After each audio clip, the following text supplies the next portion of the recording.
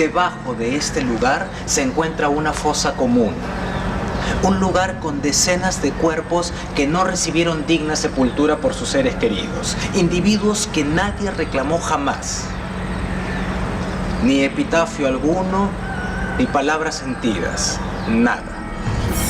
Entre estos cuerpos, en el más completo olvido, yacen los restos de un hombre extranjero que en 1930 llegó al Perú en busca de nuevas aventuras. Genaro Ortiz y Marcelino Domínguez eran dos extranjeros, dos jóvenes carismáticos, atractivos y galantes, dos inquietos viajeros que se conocieron en su viaje de La Paz a Lima. Lo que jamás imaginaron es que el destino final de su viaje podía ser la muerte. Soy Marcelo Rivera y esto es Historias detrás de la muerte.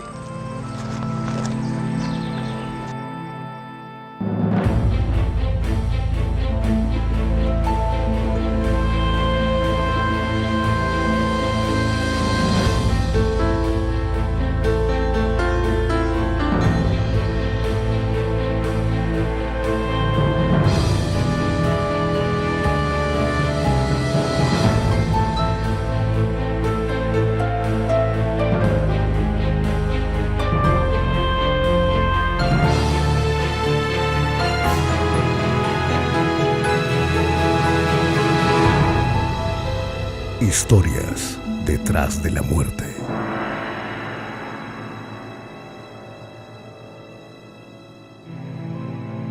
El descuartizador del Hotel Comercio. En los años 30, este conocido bar del centro de Lima, ubicado a espaldas del Palacio de Gobierno, formaba parte del terreno del antiguo Hotel Comercio, en cuyas instalaciones recalaban numerosos viajeros de distintos países. Es allí donde se hospedaron Genaro Ortiz y Marcelino Domínguez a su llegada de La Paz. Ambos eran de nacionalidad española y ahora llegaban al Perú buscando nuevas emociones. Genaro y Marcelino se hospedaron en el cuarto número 89 del Hotel Comercio, que era la habitación doble más económica del lugar. Es que estos dos jóvenes tenían sueños de fortuna y de grandeza, y para lograrlos era importante elegir bien en qué gastar el dinero.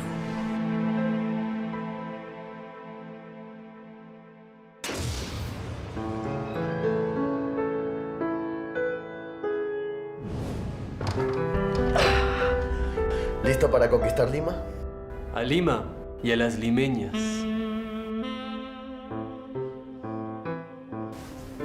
Tú nunca descansas, ¿verdad? ¿Descansar? ¿Para qué si no estoy viejo? Ya descansaré cuando me muera. Eran un par de españoles pobres tratando de hacer la América, llegan a Lima, se desentienden, es un acto puramente irracional, sin premeditación, y lo excepcional no es el crimen, como te decía, sino lo que ocurre después, el clima emocional, la implicación del público con un caso policial que era inusitado en esa época.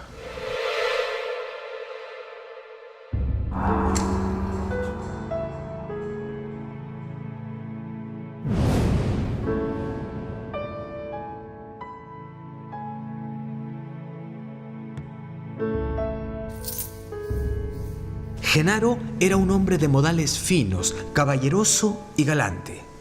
Gustaba del buen vestir y los lujos.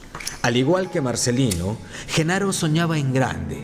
Se había propuesto codearse con la alta sociedad limeña. Para conseguirlo, tenía que aparentar lujos y riqueza. Y todo esto costaba dinero, mucho dinero. No, por favor, no me mates. Prométeme no ser tan tonto cuando estemos con mujeres.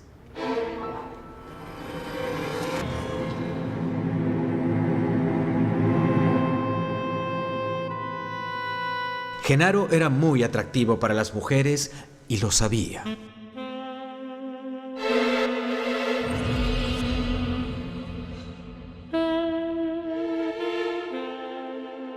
El poder de seducción con las mujeres era un atributo que Genaro y Marcelino sabían explotar muy bien. Parecían confiar inmediatamente en ellos. Y es que el aspecto cuidado y el amable comportamiento de estos dos jóvenes hacía imposible sospechar que pudieran esconder una naturaleza tan siniestra. El psicópata en general tiende a preocuparse mucho de su apariencia física. ¿Por qué? Porque es la manera de que pueda impresionar a los demás. Él sabe que es una persona guapa, que genera expectativas entre las mujeres. Entonces lo que realmente él desea es de esta manera poder vincularse con las mujeres para que ellas le puedan abrir las puertas.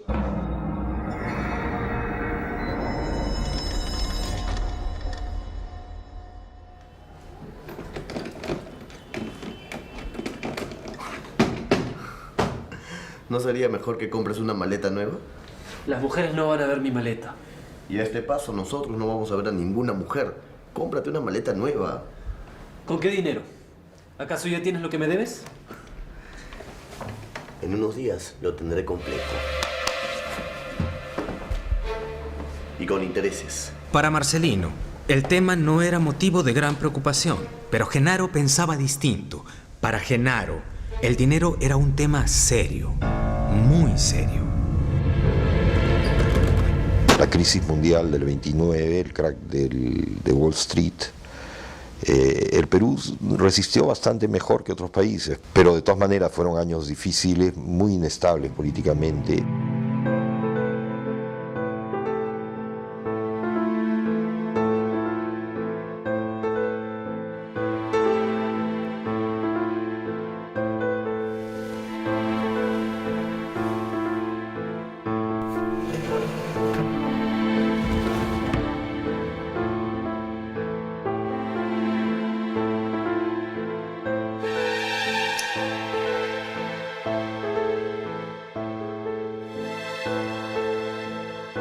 La llegada de estos hombres al hotel había llamado la atención de muchos, y era de esperarse. Ambos aparentaban ser gente muy importante, de mucho dinero.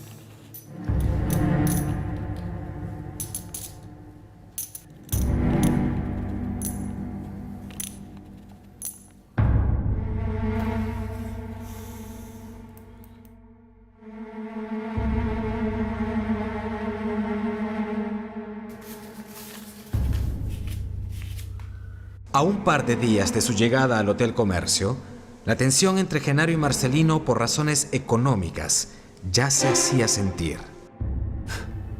¿Para eso te presto dinero? ¿Para que lo gastes en tonterías? Funciona bien con las mujeres. Además, ¿de qué te preocupas tanto? Ya te he dicho que te voy a pagar pronto. ¿Pero cuándo? Te presté dinero en La Paz. Luego te presté para tu traje. Ayer tuve que pagar para la cena. Y ahora que cuento y cuento mi dinero, siento que me falta. No veas fantasmas donde no hay Genaro. Déjame tranquilo, ya te he dicho que te voy a pagar. Pero Genaro no podía quedarse tranquilo. Él había prestado dinero a Marcelino. Había recibido una promesa de pago y había confiado. Ahora se sentía burlado por Marcelino y no pensaba tolerarlo. Dame mi dinero ahora. ¡Ahora, Marcelino! Tranquilo, compañero. Ya te he dicho que te lo daré pronto. No lo quiero pronto. Lo quiero ahora, en este momento. Marcelino no entendía la súbita furia de su compañero. Él quería más tiempo para devolver el dinero. Tiempo que Genaro ya no estaba dispuesto a darle.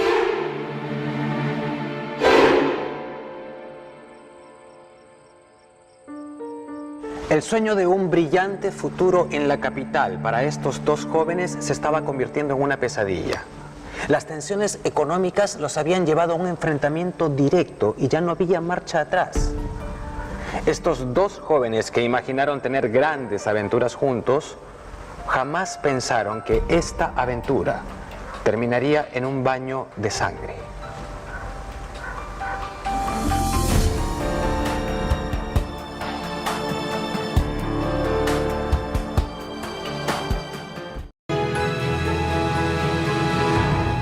Historias detrás de la muerte. Marcelino Domínguez y Genaro Ortiz llegaron al Perú soñando con un futuro brillante. Ellos querían ser parte de la gran sociedad, pero entrar a esos círculos requería grandes cantidades de dinero. Genaro le había hecho un préstamo a Marcelino cuando estaban en La Paz. Ahora había llegado el momento de cobrar.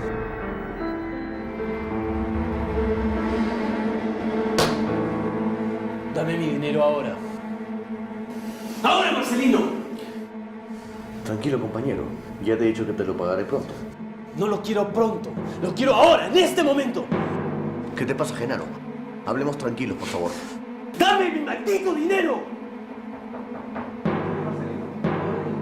El Botones del hotel, sin imaginar que llegaba en medio de una fuerte discusión, se acercó a comentarles sobre un partido de fútbol que se jugaría en el Estadio Nacional. ¿A dónde te vas? A ver el partido.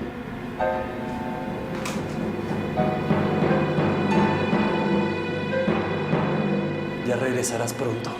Tal vez Marcelino salió de la habitación pensando que luego de unas horas de soledad, Genaro se calmaría. Pero la verdad es que ninguno de los dos tenía cómo imaginar lo que pasaría realmente en su próximo encuentro. Es casi imposible de que Genaro y Marcelino se hayan conocido a una manera profunda. O sea, se conocieron en un viaje donde vieron un objetivo común, que era ir a Lima y poder salir adelante por los medios que ellos pudieran, ¿no? Que en verdad era la delincuencia. Ni Genaro ni Marcelino sabían que podían estar corriendo peligro.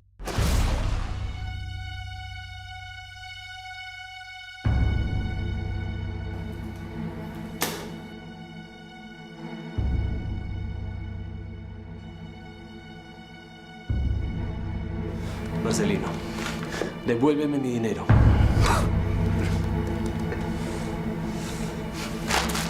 ¡Devuélveme mi dinero! Ya te he dicho que no lo tengo. Déjame en paz. ¡Que lo devuelvas, te digo! ¿No sabes con quién te has metido? No, el que no sabe con quién se ha metido eres tú. Marcelino, tranquilo. Soy yo, Genaro. Tu amigo, vamos. Era evidente que Genaro no era el muchacho amable y gentil que aparentaba ser. Pero fue en ese momento que comprendió que Marcelino tampoco lo era. Un robo en la joyería Ergueta Hermanos en La Paz, Bolivia, había conmocionado esa ciudad hacía unas semanas. El crimen fue atribuido a 3 hombres, 2 exconvictos y Marcelino Domínguez. Sin embargo, este fue absuelto por falta de pruebas. Fue entonces que decidió huir de La Paz. Efectivamente, Genaro no tenía ni idea de quién era realmente Marcelino. Tampoco imaginaba que su conexión con exconvictos y su pasado delictivo lo hacían un hombre muy peligroso. La verdad es que estos 2 hombres eran completos extraños. Y los extraños son absolutamente impredecibles. Muy pronto, Marcelino entendería que Genaro también le había ocultado su pasado. Un pasado que lo convertía en un hombre sin escrúpulos. Lo cierto es que la violencia atrae más violencia.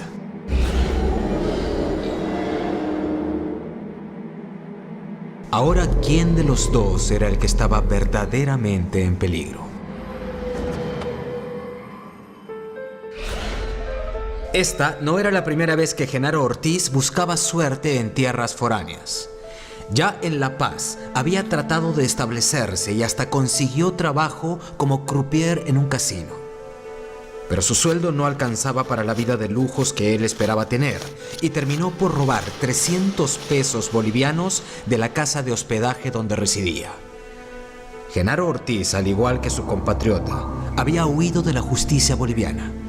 Él estaba acostumbrado a salirse con la suya y no tenía nada que perder. Enfrentar, digamos, la tecnología policial de los años 30 en cuanto a identificación hubiese sido mucho más fácil que ahora. La policía de los años 30 básicamente contaba con lo que podríamos llamar medidas antropométricas. Vale decir, mediciones de características muy visuales, muy visibles, muy objetivas de la conformación de la anatomía de un ser humano, ¿no? El asunto, por ejemplo, de las huellas dactilares es una tecnología muy posterior y evidentemente, pues en este caso, Genaro hubiese visto muy problemática sus salidas y esa tecnología hubiese estado, digamos, a la mano en los años 30.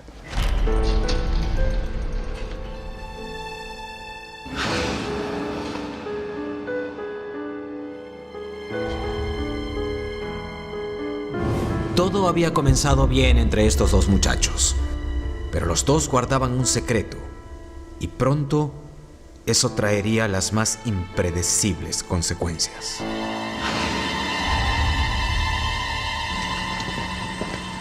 Las apariencias pueden engañar aún a los más astutos. Ninguno de estos jóvenes se dio cuenta que los dos estaban en la misma situación.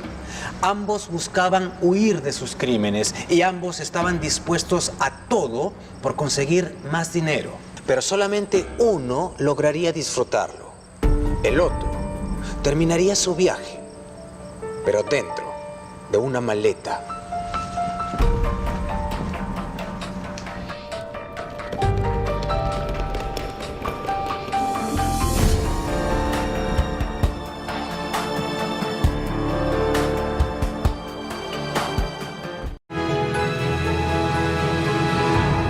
Historias detrás de la muerte. Marcelino y Genaro se habían conocido en su viaje de La Paz a Lima. Si en algún momento creyeron que ya se habían hecho amigos, Marcelino, mi dinero. ahora se daban cuenta que en realidad ni siquiera se conocían. ¡Devuélveme mi dinero! Ya te he dicho que no lo tengo, déjame en paz. ¡Devuélvemelo, te he dicho! ¡No sabes con quién te has metido! No, el que no sabe con quién se ha metido eres tú. Marcelino, por favor. Soy Genaro, ¿ya? Tu amigo.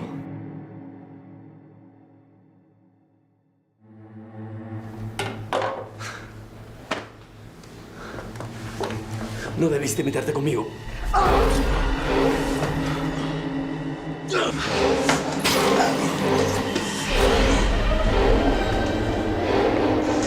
El viaje que había comenzado en La Paz y que prometía ser una gran aventura, los había llevado a un sangriento destino. Para Marcelino, el viaje había terminado violentamente. O al menos eso creía Genaro. El estado mental va a ser exactamente tal cual se ha manejado durante todo ese tiempo, de una manera tranquila, de una manera calmada. El dinero es un móvil muy fuerte para matar al otro, en el caso de los psicópatas. 220 libras.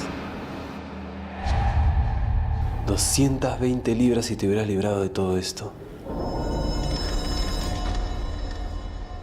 Pero no me vas a arruinar. No vas a destruir mi futuro. Genaro había atacado salvajemente a su compañero de cuarto por un poco de dinero. No me vas a arruinar. Genaro no estaba dispuesto a detener su viaje.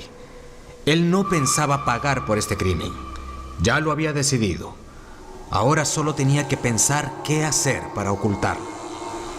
Genaro salió del cuarto y cerró la puerta con llave, dejando en su interior el cuerpo de Marcelino, que estaba desangrándose lentamente. El psicópata no tiene un grado de conciencia. Él pudo haber visto sufrir a su víctima y no le iba a interesar, que son las dos características principales de los psicópatas. No hay empatía y carece de conciencia. Cuando Genaro regresó a la habitación, notó algo que lo dejó perplejo.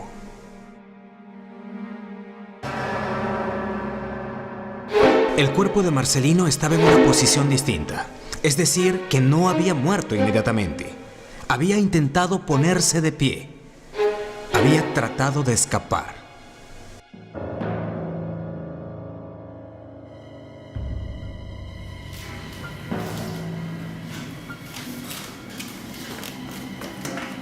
Genaro lo había pensado bien y no tenía dudas. Estaba decidido a desaparecer las evidencias de su crimen. Tú no me vas a desgraciar la vida, Marcelino.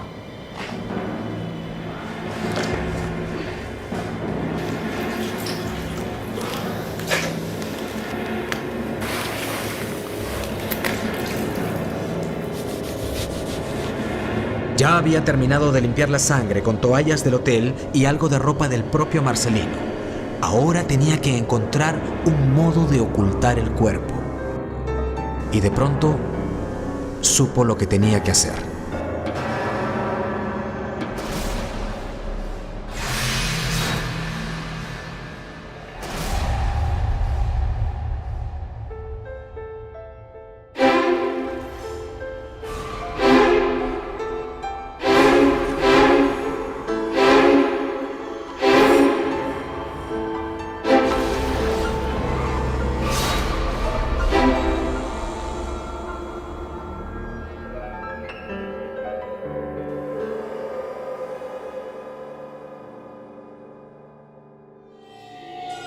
Genaro había descuartizado a Marcelino con su propio cuchillo. Luego envolvió los pedazos con frazadas del hotel y los guardó en 2 maletas. En una acomodó el tronco y la cabeza, y en la otra el resto del cuerpo. Buen viaje, Marcelino. Una vez que cortó el cuerpo de Marcelino en pedazos, Genaro recogió toda la sangre con un balde y lo arrojó en uno de los corredores de agua del hotel.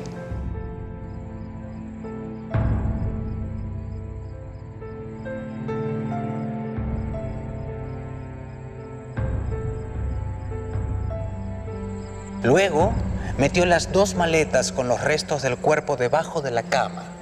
Pagó su cuenta por el cuarto y le avisó al recepcionista que Marcelino había salido y que ya no regresaría. Finalmente, y como si no hubiera pasado nada, salió a comer.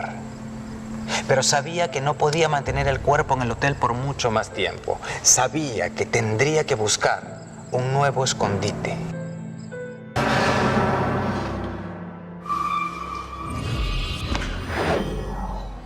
Genaro dejó las maletas en el hotel y buscó hospedaje en un burdel. Lo recibió Alicia Vargas, una de las prostitutas que laboraban allí. Bueno, guapa. Creo que la pasamos bien noche tras noche, ¿no? Sí, claro. ¿Qué te parece si lo hacemos más seguido? Si yo me quedo aquí. ¿Aquí? Sí, bueno, no tengo dónde quedarme y veo que tú tienes cama disponible. Bueno, pero yo a ti no te conozco. Al principio desconfió del extranjero, ¿De esto? pero gracias a su arrolladora galantería, Voy a pensarlo un poquito más. Me gusta tu actitud. finalmente accedió a darle un cuarto. Bueno, sí, podemos hacer un trato quizás. Me encanta hacer negocios contigo. A mí también.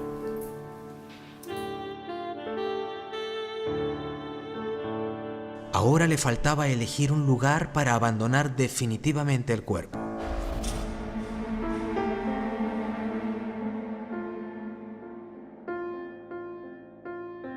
Esta casa, ubicada en la cuadra 3 de la calle Concha, fue la ubicación elegida para hacerlo.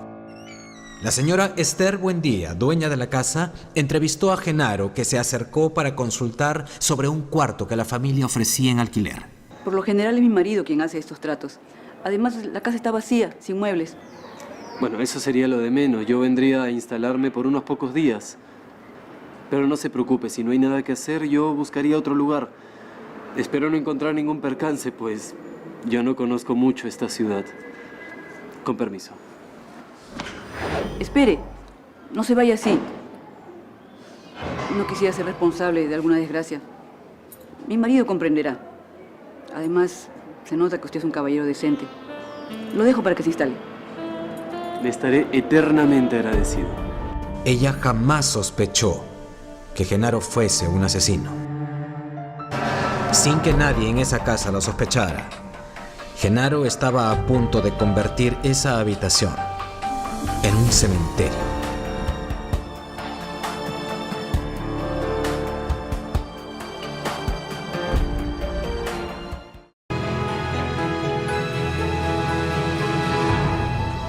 Historias detrás de la muerte.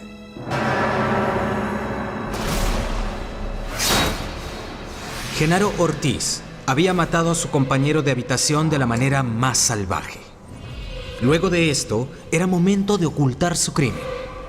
Tenía que deshacerse del cuerpo y ya había encontrado el lugar ideal para hacerlo.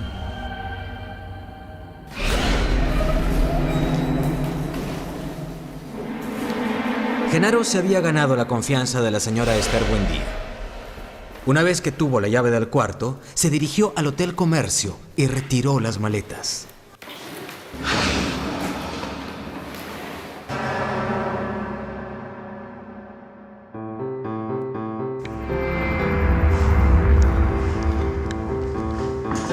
Con el cuerpo ya oculto, solo quedaba deshacerse de la ropa ensangrentada. Pero Genaro Ortiz se tomaba su tiempo. Él sentía que podía burlarse fácilmente de todo el mundo.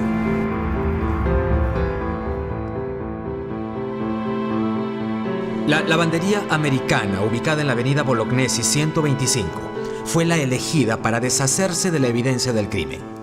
La encargada de la tienda, María Maraví, fue quien lo atendió. Buenas. ¿Cree que pueda estar listo para mañana? Sin sospecharlo siquiera, la señora Maraví recibió la ropa ensangrentada de manos de Genaro Ortiz. Está bastante manchada. Trabajo en una granja y no he podido lavar mi ropa. Y tengo un viaje urgente a Trujillo. Se lo agradecería muchísimo. Veré lo que puedo hacer. Será bien recompensada. Esto es solo un adelanto. María no imaginó que estaba a punto de convertirse, sin saberlo, en una cómplice de este horrendo crimen. El psicópata, en general, es una persona sumamente carismática. Él quiere tratar de caer bien. Ahora, si le agregas un atractivo físico, qué mejor para la manipulación. Genaro llegó a recoger su ropa a la hora acordada, pero tuvo que esperar un poco más. Había pasado media hora y Genaro estaba nervioso, pero sabía que lo más conveniente era mostrarse tranquilo. ¿Qué dices, guapa? ¿Ya está?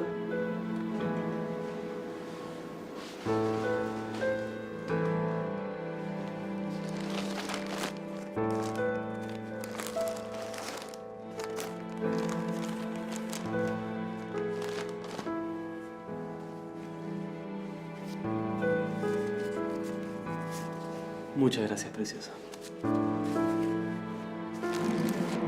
Le va a gustar Trujillo. Me dijo que iba para allá, ¿verdad?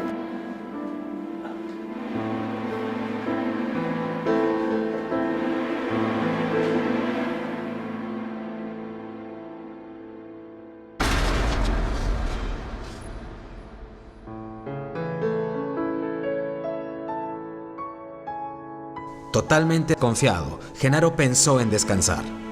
A la llegada a su hospedaje, Alicia Vargas tuvo una conversación que lo llevó a perder la calma. ¿No te parecen terribles los crímenes que están pasando en todo Lima? Se ve que la justicia peruana es fácil de burlar, ¿no? No, yo conozco al inspector Oliva y a él no se le pasa nada. Es más, conozco varios de sus gendarmes y te podría decir que los conozco mejor que sus propias esposas. Genaro disimuló sus nervios lo mejor que pudo, pero trató de averiguar más. ¿Qué tanto sabía esta muchacha sobre los asuntos de la policía? ¿Acaso se había dado cuenta de algo?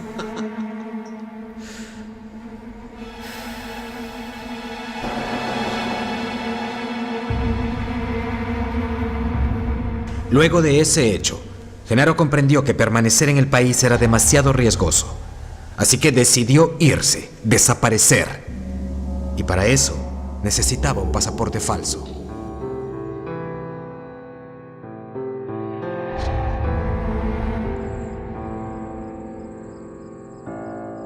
Genaro Ortiz había descuartizado a su amigo sin la menor compasión. Se había deshecho de la ropa ensangrentada. Había abandonado las maletas con las partes del cuerpo de Marcelino.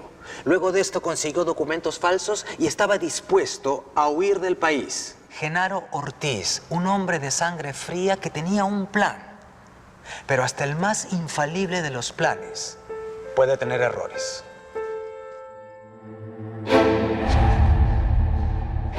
Con el nombre de Juan Bautista Araya Guerrero, abordó un barco en el puerto del Callao, directo a Guayaquil. La suerte seguía acompañando a Genaro. Su pasaporte falso aún no era detectado. Para este momento, él ya estaba seguro de haber escapado de la justicia. Pero estaba completamente equivocado y pronto lo sabría. Habían pasado ya 8 días desde que Genaro alquiló el cuarto en casa de doña Esther Buendía, pero no habían vuelto a verlo. La preocupación de la casera fue grande cuando sintió el olor putrefacto que emanaba el cuerpo escondido en el departamento. En ese preciso momento llamaron a la policía. La sorpresa fue aterradora.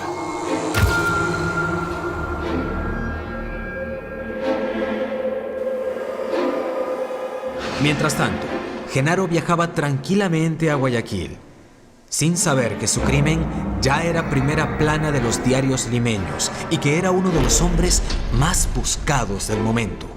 Recién llegando a Guayaquil, Genaro se enteró del escándalo que su crimen había causado, pero ya no había marcha atrás.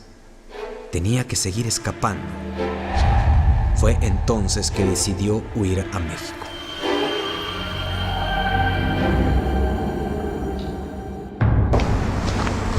Pero su fuga perfecta tenía algunos cabos sueltos y pronto pagaría el precio de su descuido.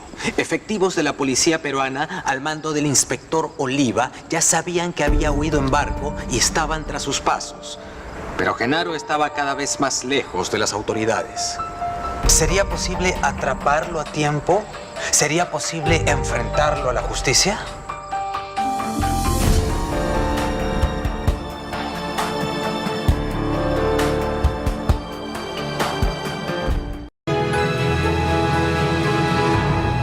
Historias detrás de la muerte.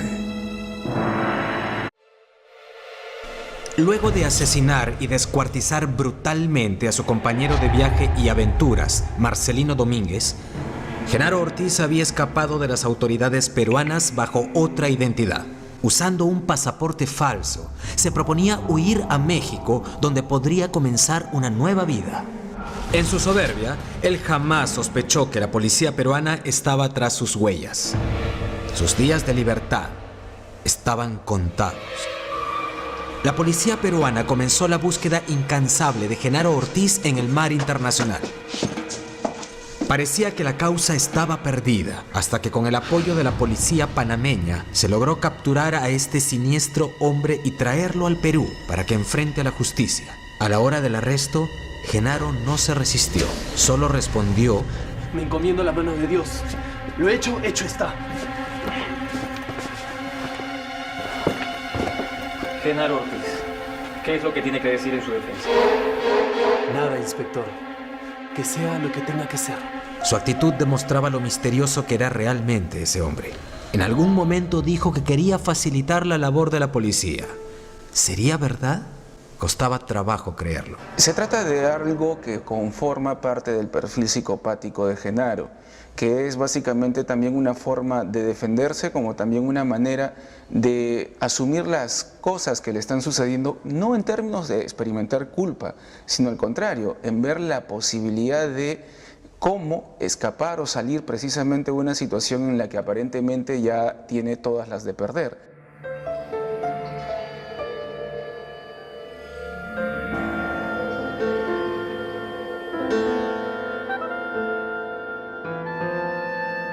Genaro parecía no estar afectado con el arresto. Sin embargo, la noticia conmocionó Lima. Llamó especialmente la atención de la población femenina. Es que a más de uno le costaba creer que este hombre, carismático y galante, fuese un desalmado asesino. Es que Genaro era un hombre de muchos misterios y guardaba más de un secreto que aún quedaba por descubrir. Inspector, vea esto. Dentro de las maletas que llevó a México se encontraría algo que generó una incógnita. ¿Qué significa esto, señor Ortiz? Ya le dije, me encomiendo a Dios. Haga lo que tenga que hacer.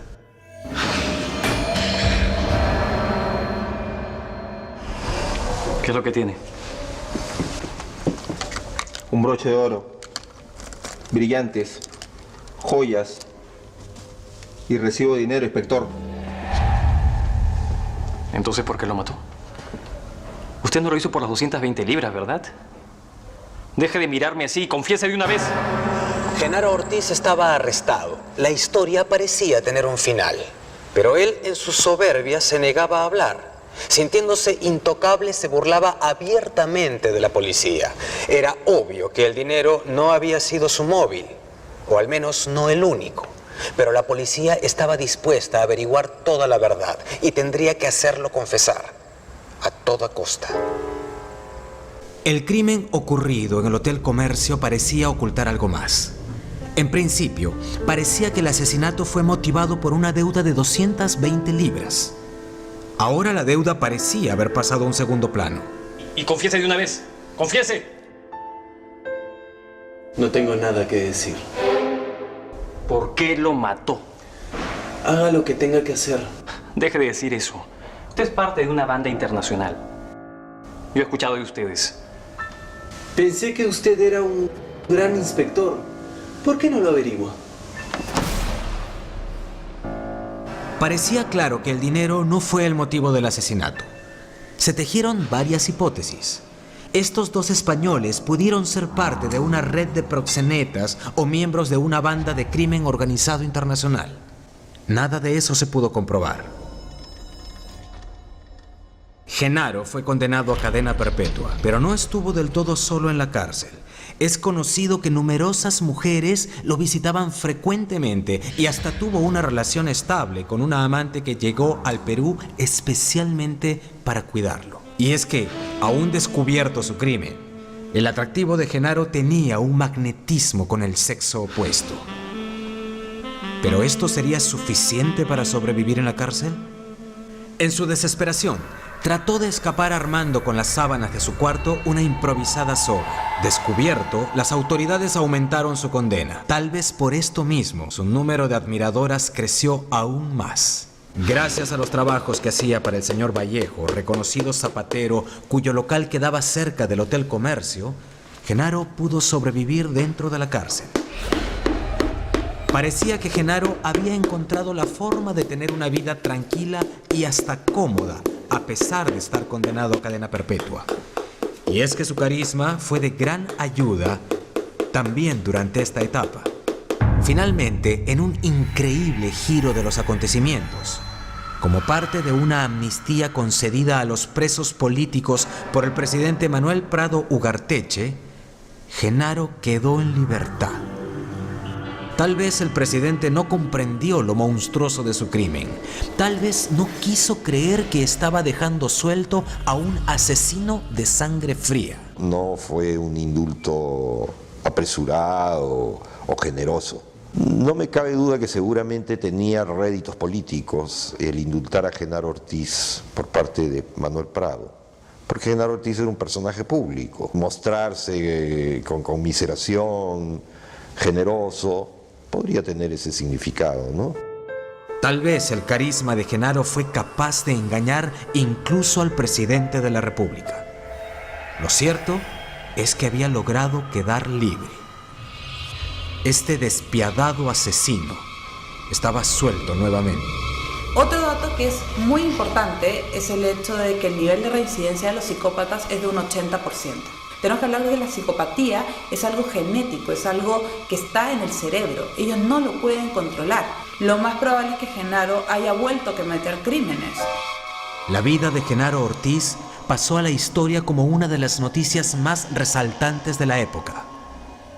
Un suceso que tardó mucho en olvidarse y que hoy vuelve a salir a la luz. Enterrado en una fosa común se encuentra Marcelino Domínguez, víctima de un desalmado criminal. Tal vez la deuda que contrajo con Genaro Ortiz lo condujo a la muerte. Tal vez Genaro se sentía superior, con derecho a tomar las propiedades y la vida de quien quisiera. Tal vez Marcelino pasó de ser un apoyo a un estorbo en su camino. Esto nunca lo sabremos con claridad. Tal vez Genaro ya está reunido con Marcelino Domínguez y finalmente en algún lugar logren ajustar sus cuentas.